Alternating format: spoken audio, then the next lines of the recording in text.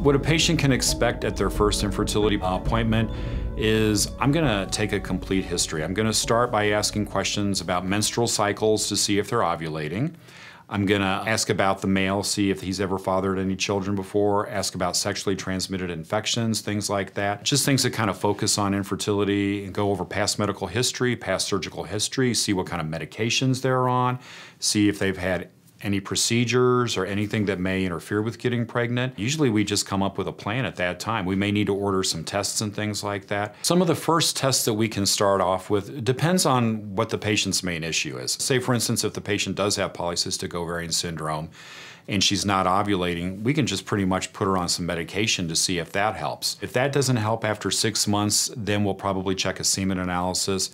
And then we'll probably also need to check the fallopian tubes by doing a procedure called a hysterosalpingogram. And that's where we inject dye into the uterine cavity and follow the path of the dye out of the fallopian tubes and hopefully show that the tubes are open. And I've had a lot of people get pregnant right after a hysterosalpingogram. Something about flushing the tubes with the dye, it clears out debris, and I've had a lot of people say, hey, it worked, I'm pregnant. So those are the big ones we start with.